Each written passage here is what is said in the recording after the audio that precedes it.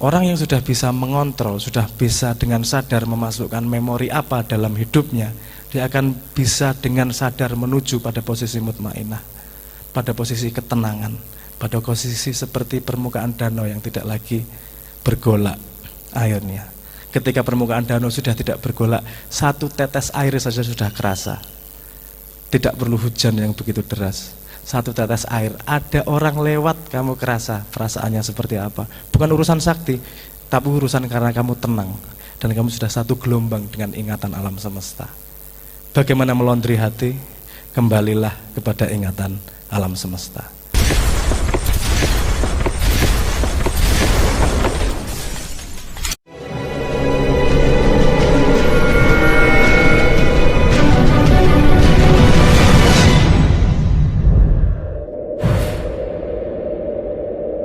Sama-sama pentingnya.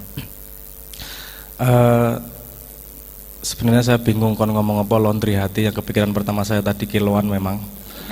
Hati di kilo, hati ayam sekilo berapa di laundry, kalau hati kambing dan seterusnya. Tapi kita guyon wayo. Ini gini masalahnya, karena saya itu paling tidak bisa tausiah, saya paling ora iso ceramah, nuturi ora iso. Saya cuman hidup juga, pengalaman hidup saya juga cuman ini. Jadi saya tidak akan bisa memberitahu mana yang lebih benar, mana yang salah, nuturi nggak bisa. Yang bisa saya lakukan adalah membagi apa yang pernah saya alami lewat bahasa. Sedangkan bahasa, sebelum saya memulai ngomong tentang laundry hati, kita harus paham bersama bahwa bahasa adalah alat yang sangat terbatas. Dia hanya efektif untuk menyampaikan informasi yang kita sama-sama tahu. Kalau kita tidak sama-sama tahu, bahasa hampir tidak ada gunanya. Yang satu tahu, yang satu nggak tahu. Pakai bahasa ampuh kaya ngopo ora paham. Kalau nggak percaya, Anda coba ceritakan warna merah kepada orang yang buta warna. Ngasih ngoweh cangkemmu ora bakal paham dia. Karena memang pengalamannya berbeda. Jadi harus difahami, dalam bahasa ada limitasi informasi.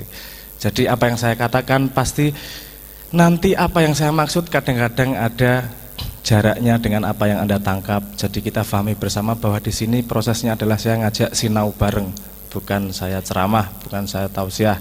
Wong aku ki padha gobloke. Menangku cuman siji ini. Saya sudah lulusan dari penderita cacat tuna asmara. Kalau kebanyakan dari sini kan masih penderita cacat tuna asmara alias jomblo. Ada yang menderita? Oh rame, oh yang pojok rame ya. Ini ada jomblo yang memang sengaja memilih, saya nggak mau pacaran dulu, soalnya saya mau konsentrasi belajar. Ada gitu, bener? Oh alhamdulillah. Oh no, Yohan kanca-kancaku ikut kesini, ikut ketawa, mesemnya kecut juga. Itu jomblo bukan karena pilihan, karena memang tidak ada pilihan. Ya pengennya ora jomblo tapi ya piye meneh, tapi ya wis lah. Oh lho ya pilihane siji tok. Tur ya ora ono sing milih dhek. Dadi ya jomblo Allah. Tapi sepengetahuan saya itu bukan penyakit permanen, bisa disembuhkan walau tidak lewat rumah sakit. Pertama pakai mandi rajin gitu dulu, sudah lumayan itu meningkatkan kesempatan keluar dari penderita cacat tuna asmara itu tadi. Nah saya masuk kepada sebuah tema tadi yang namanya laundry hati. Apa to laundry hati? Piye to? Nah saya akan berbicara dari perspektif saya, karena kita selama ini ngomong hati neng apa to hati? Maksudnya hati itu apa? Jantung kayak atau kalau jantung, kalau hati itu liver. Tapi kalau maksudnya hati ini masih pada, kalau didefinisikan pada biologi nggak jelas nih, jantung atau liver. Padahal kalau diomongkan di dada yang deg-degan yang dianggap hati itu jantung, bukan liver. Nah tapi saya melihat hati seperti ini. Apa itu hati? Sebelum kita tahu apa itu hati, bingung nanti ngelondrinya seperti apa. Wong kita definisinya aja belum jelas di mana dia. Piye arep ngelondrine? Gimana mau membersihkan hati? Itu dari konsep yang abstrak harus kita turunkan menjadi konsep yang jelas dulu. Seperti apa? Ini pemahaman saya tentang hati. Oke. Kita urut dari bawah dulu. Manusia adalah yang Anda pahami sekarang adalah kumpulan ingatan, hanya itu aja, nggak ada yang lain. Ingatan yang kamu kumpulkan sejak lahir, yang disebut sebagai impresi-impresi, itu menjadi ingatan di dalam kepala. Paham maksud saya ya? Anda lahir gini, kalau Anda pakai peci itu, saya tanyanya gini, siapakah kamu? Kan saya gitu. Kamu pakai peci, pecinya beli apa maling apa nyaut atau dikasih? Pinjem? Punyamu? Pecinya? Oke. Kalau saya bilang peci itu kamu atau bukan? Bukan ya, bukan. Kenapa bukan? Karena kamu mengumpulkan, bukan kamu dari lahir punya. Betul nggak? Kamu mengumpulkan, jadi yang kamu kumpulkan jadinya adalah milikmu. Yang kamu pasti bukan tidak kamu kumpulkan, kamu mendapatkan dari lahir, dari Tuhan langsung. Kalau yang mengumpulkan itu milik, bukan kamu, gitu ya. Oke. Kalau dari lahir yang ada di kepalamu ilmu itu milikmu atau kamu? Kamu lahir langsung pinter? Langsung bisa menderita karena kejombloanmu gitu? Semua lahir menangis, semua orang lahir itu mulai dengan menangis pasti, menyesal kok bapakku ngene ya gitu. Ora guyon. Bercanda. Enggak, tapi kamu pinter karena mengumpulkan informasi, belajar dari orang tua, dari guru apa dan segala macam ya. Betul enggak? Berarti kepandaian dalam kepalamu, ingatan di dalam kepalamu itu kamu atau milikmu? Milikmu. Oke ya, oke. Ada milikmu, banyak banget ingatan dari kecil sampai sekarang ini. Yang dulu nggak peduli sama pasangan, sekarang yang jomblo penderitaan luar biasa. Dari yang nembak sekali ingat, nembak 16 kali ditolak sampai masih ingat. Ingatan yang dikumpulkan. Sekarang saya tanya, badan Anda itu milik Anda atau Anda? Kamu, lahirnya gedenya langsung segede gini. Tenah karo ibumu. Semua lahir kecil, betul nggak? Terus kemudian makan tempe, makan susu ibu, mengumpulkan dari sekitar, makan minum bukan makan, salah. Ya pokoknya mengumpulkan gizi dari sekitarnya sehingga badannya gedenya segini. Betul atau salah? Betul ya. Berarti badan ini kamu atau milikmu? Milik, bukan kamu ya. Karena kamu mengumpulkan. Bahkan setiap 25 tahun, kalau umurmu 25 tahun, semua selmu sudah terganti hampir 100% kecuali mata. Dan di dalam otak lah ada yang tidak terganti, tapi hampir semua badannya, kulitnya ini selnya terganti karena sel menua dan mati, diganti oleh yang baru. Biasanya umur 25 tahun sel yang di bayi udah hilang sama sekali, diganti sel yang sama sekali baru. Jadi bukan kamu, itu milikmu. Oke, hati di mana? Nanti dulu. Sekarang gini, di sini ada yang takut sama kecoa? Ada? Ada yang takut sama ular? Rawat di kabeh. Ada yang takut sama jomblo? jomblo menah iki apa jenenge target empuk ya digarapi soalnya. Penderitaannya tuh legendaris soalnya. Ada yang punya trauma terhadap sesuatu? Apa? Trauma sama apa? Sama apa? Tikus. Kenapa kok tertakut sama tikus? Kok geli kenapa? Hah? Bener. Kalau sama kucing? Kucing punya bulu loh, tikus juga punya bulu. Kenapa hanya bulu tikus yang kamu geliin? Kalau bulu kucing, ekornya tikus kenapa? Kucing juga punya ekor loh. Kenapa geliknya sama ekor tikus bukan ekor kucing? Beda. Kucing itu lucu. Ini semua pandangan impresi. Dia belum tahu nanti kalau punya suami pas juga punya buntut walaupun tidak berbulu. Tapi rasa mikir aneh-aneh tuh. Buntut kucir gitu maksudnya. Enggak, maksudnya begini. Kemudian kadang-kadang ada hal yang kita takut, kadang-kadang ada hal yang hatinya enggak enak. Kan takut dari dalam hati itu. Terus kamu dari mana datangnya takut itu? Dari mana datangnya dari enggak enak itu? Kadang-kadang kita tidak bisa pahami. Karena sebenarnya hati itu menurut saya itu seperti interface. Interface itu gini, di kepala kita, saya tadi sudah mengatakan memori. Di kepala kita mengumpulkan ingatan. Dalam satu detik yang di atas sadar, dalam satu detik membagi menjadi 40 frame. Di bawah sadar, dalam satu detik menampung 1,2 juta frame. Lebih banyak yang masuk di bawah sadar daripada yang di atas sadar. Itu masuk semua ke dalam memori kita.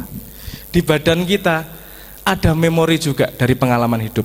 Bahkan kita ingat hidung kakek kita.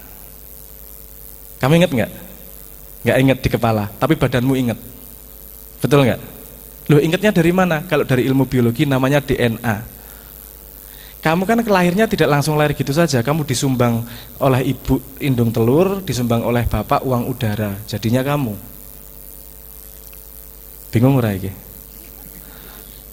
Dari ibu dikasih indung telur, dari bapak dikasih uang udara.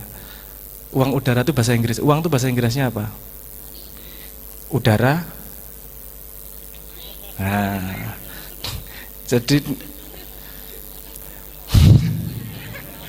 ora enak ya ngomong ngono gitu. Ya uang udara lah, gue ngerti bahasa Inggrisnya lah. Uang udara dari bapak kan dipinjemin setengah dari bapak, dipinjemin setengah dari ibu. Selmu dari mana datangnya? Dari semua ingatan orang tuamu.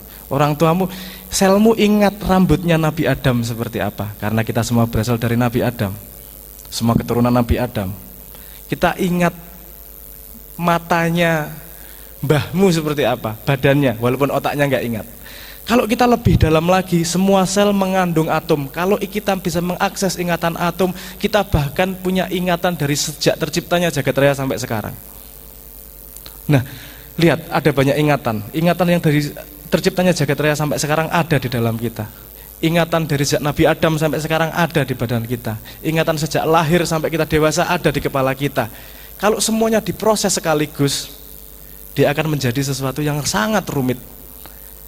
Makanya ada yang namanya hati. Hati adalah bagaimana kumpulan informasi ingatan itu semua untuk agar kita tahu apa yang harus menjadi rambu-rambu berikutnya.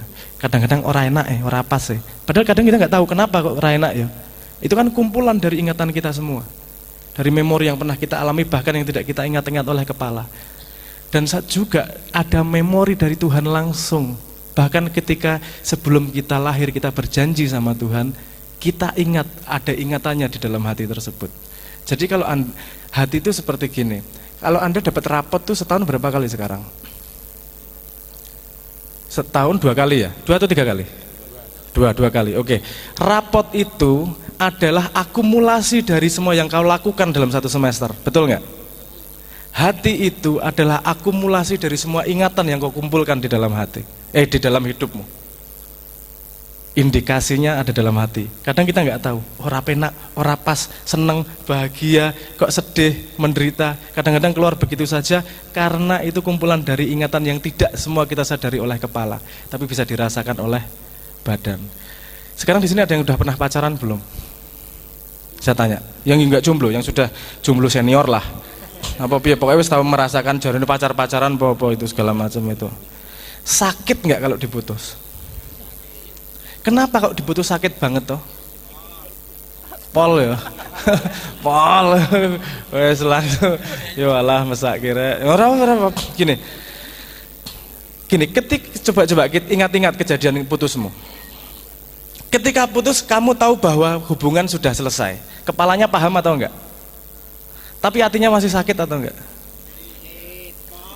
Pol, langsung ngrungok di kempot sedino full lah sebagai bapak patah hati dunia. Nah, kenapa mas sakitnya dari mana? Kepalamu udah tahu loh sudah selesai hubungannya. Karena yang mengingat perjalananmu bersama pacarmu atau pasanganmu bukanlah hanya kepalamu, badanmu juga ingat. Waktumu kamu habiskan karena setiap waktu yang kita jalani pasti menimbulkan memori, menimbulkan ingatan.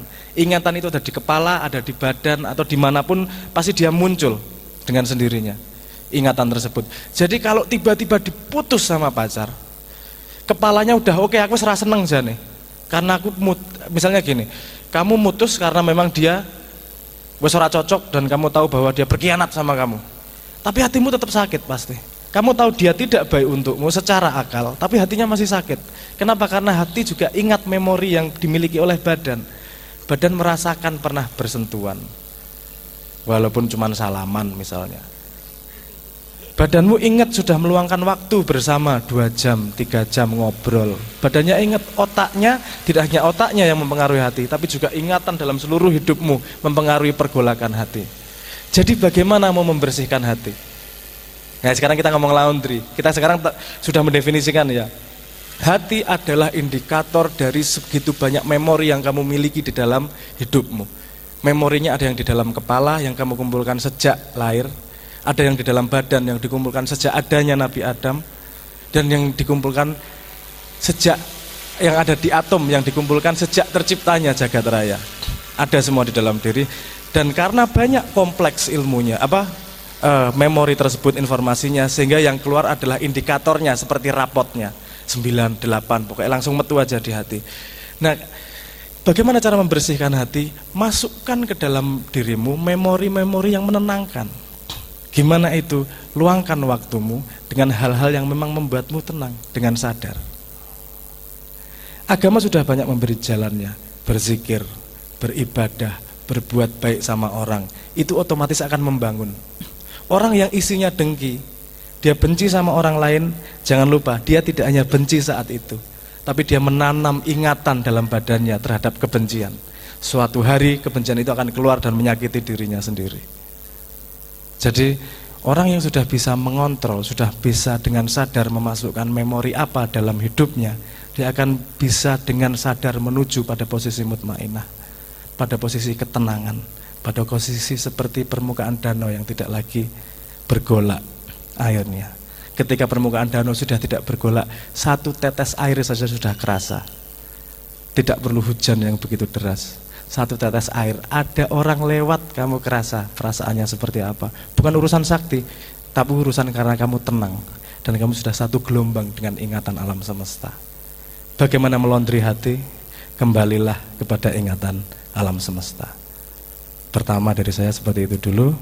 Nanti kalau mau diteruskan tanya jawab monggo. Matur nuwun. Wassalamualaikum warahmatullahi wabarakatuh. Waalaikumsalam warahmatullahi wabarakatuh.